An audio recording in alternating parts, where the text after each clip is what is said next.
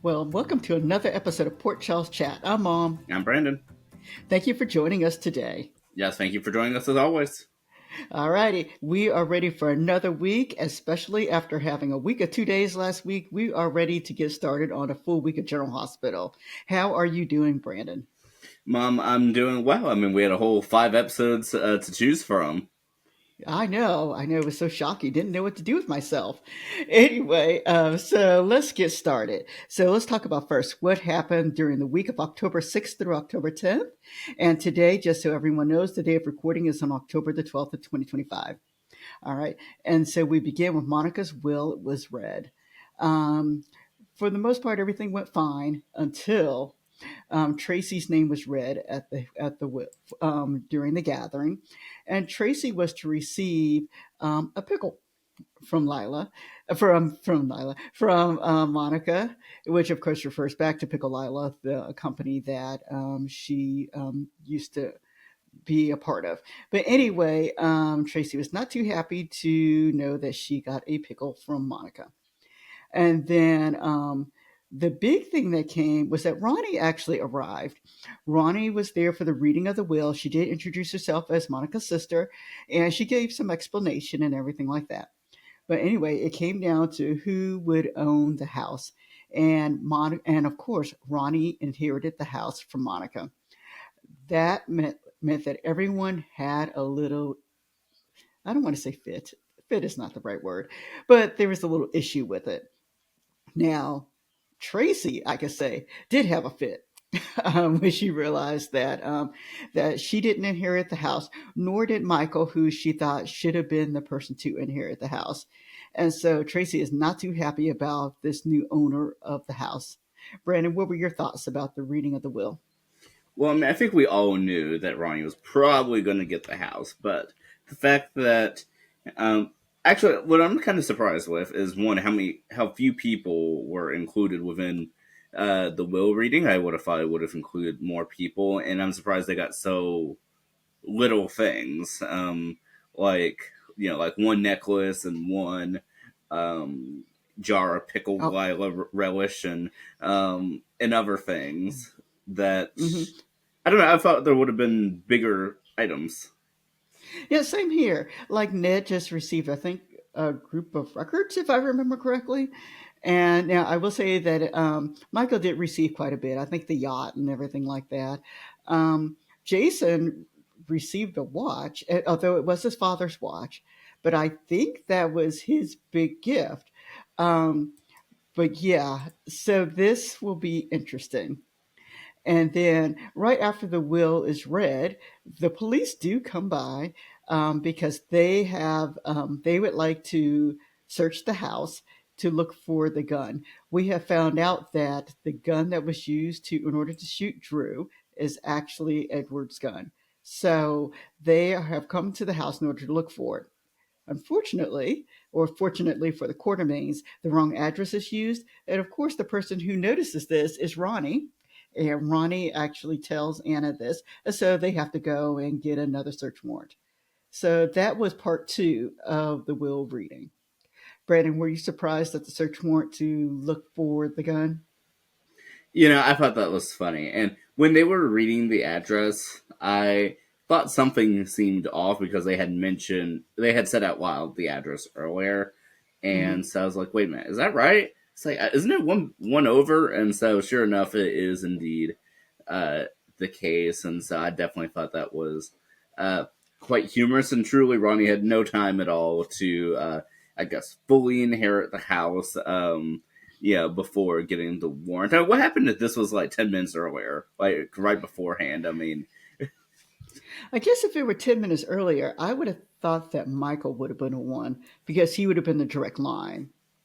Before the reading of the will, you would assume that Michael would be the one to inherit it, or maybe Tracy, being the older person in the room, they would have given it to. But even Anna seemed shocked at who to give the search warrant to. So that was part one. Now, what this did, because it was delivered to, or the wrong house was listed, that gave the Quartermains enough time to go and tamper with evidence if they so did so. And so that is what Anna was worried about. So I'm gonna switch gears just a little bit. Let's talk about Portia. Portia has now found out that she is pregnant. Now the question, of course, is who is the father? Is it Curtis or is it Isaiah? And of all people to confide in, Portia has decided to confide in Elizabeth. Now, this is the soap world, and they said this happened 7 weeks ago, which we all know it was not 7 weeks ago. However, in the soap world, it was 7 weeks ago. And and so it'll be interesting to see in which way the writers go and whether or not they consider Curtis or Isaiah to be the father. I am leaning towards Curtis, but it'll be interesting to see which way they go and if they even let her have the baby. She did at least acknowledge that she was older, which I thought was interesting. But but yes, what are your thoughts about Portia? See, I want there to be a twist, and even though there's not a likelihood of this happening, I'd like to see a twist of like it's Drew's kid. Well, yeah, that didn't happen, but, but yeah, that would be entertaining if anything. But yeah, I mean, between those two, I don't think it's Isaiah's. I mean, I don't. Not even because of the timeline. I just don't think that's how this would really go down per se. But I would, in my mind, I don't think that Portia would want people to think it's Isaiah's or want Isaiah to think it's his. Well, see, and I think on the other thing, I think that Portia would want everyone to think it's Curtis's baby, because why would she want to let people know that she cheated on Curtis? And I say that to say that because they're getting ready to go through a divorce, and that will be cause for it. So she already thinks that Curtis is cheating on her, even though he's not. So I think she would play along and act like it is Curtis's baby, whether it is or isn't. I think that's what she'll say.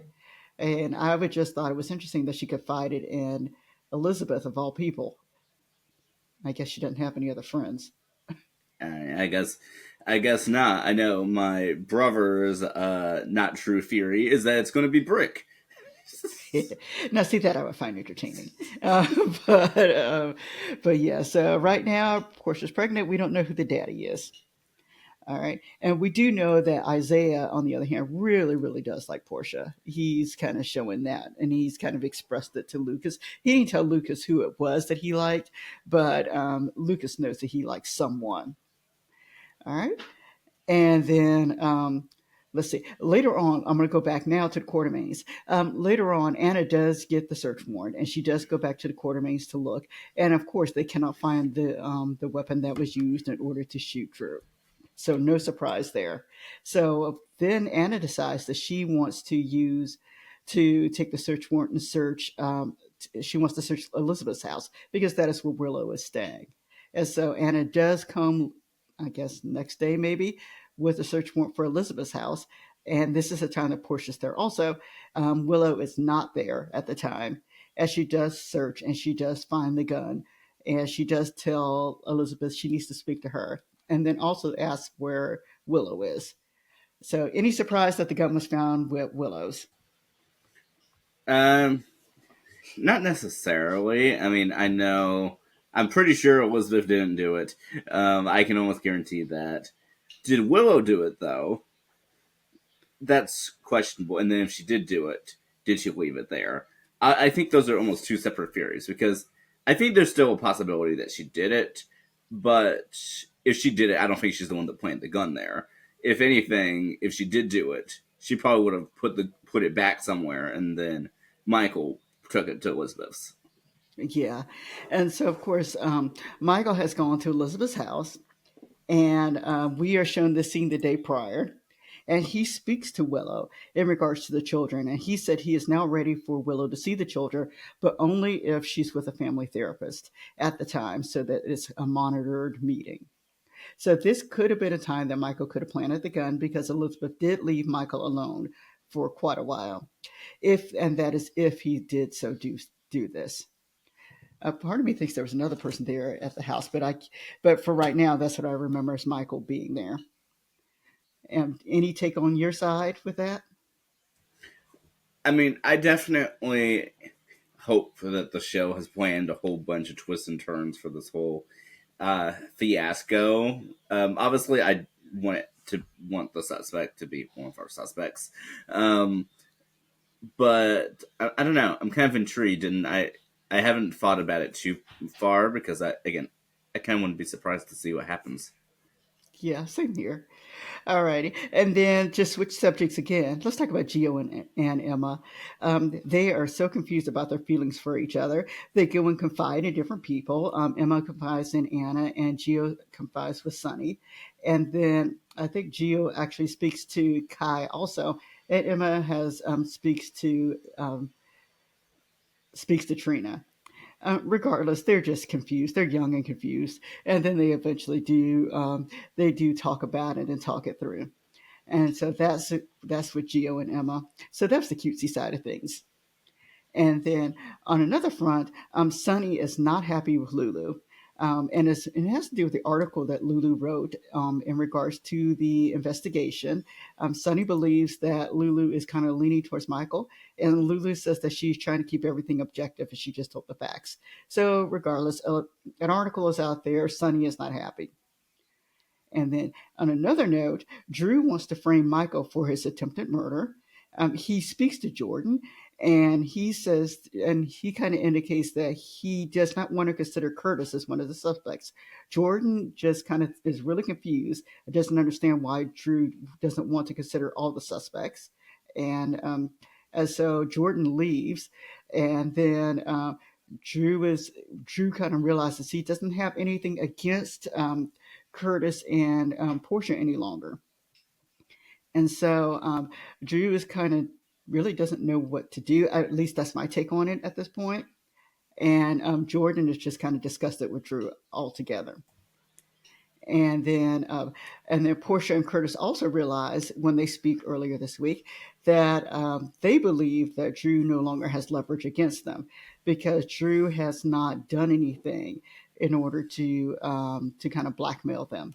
We all know that Trina and Kai found the evidence. Actually, Kai found the evidence, and they have destroyed it.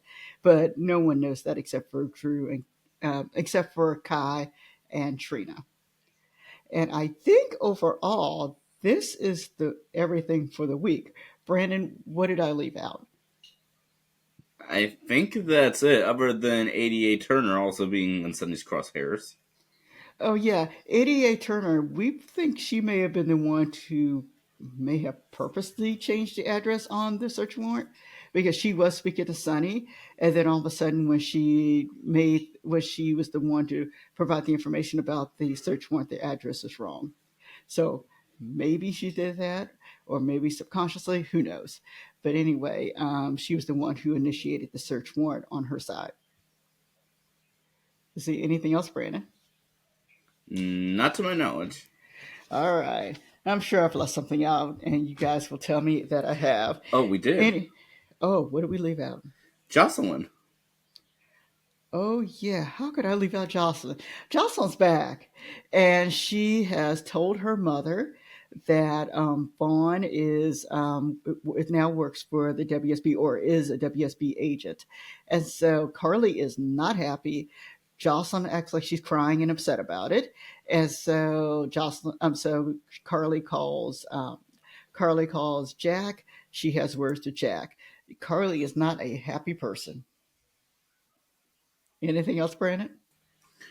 I think that's it for our main thing, so to speak. Well, actually, I did leave something out. Nathan. Uh, yes, one last thing. Nathan and Britt. Nathan and Britt had some words together. I mean, not anything bad, but they did have a conversation. It was to me not a lovey-dovey conversation that you would have with your brother.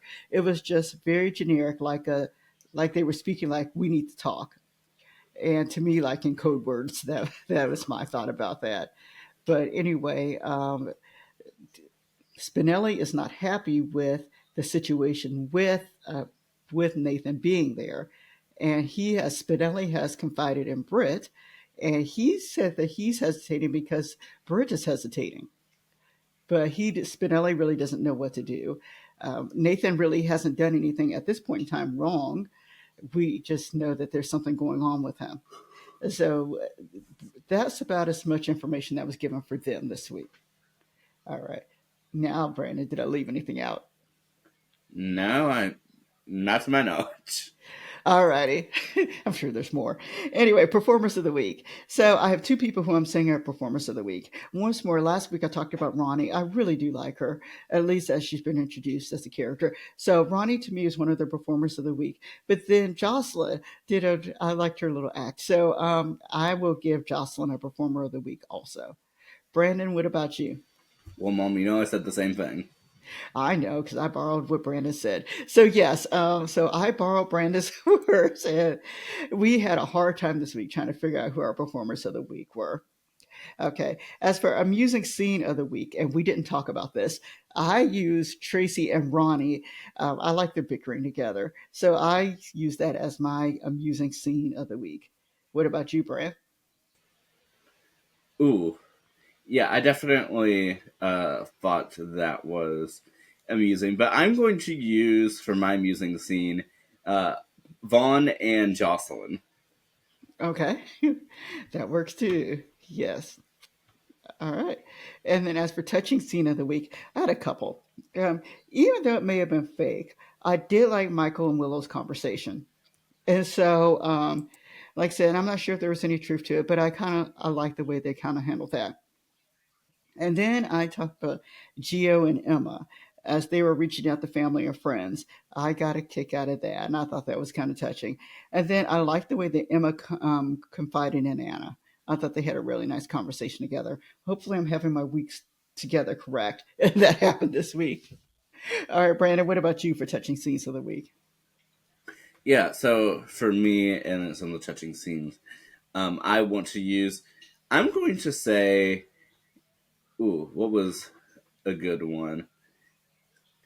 Okay, yeah. So for touching scenes, I mean, I think that we had a few sporadic throughout the week, but I'm actually going to say Gio was speaking a bit about the time at Monica's funeral, I believe, to Emma, and I really like that. Okay, that sounds good. And then as for fast forward scenes, I didn't have any this week. What about you, Brandon? No, I didn't have any. All right. And then now our question of who shot Drew and our thoughts of the week. All right. My thought has not changed. I think it's either Danny or Stella. And I'm kind of sticking with that right now. You?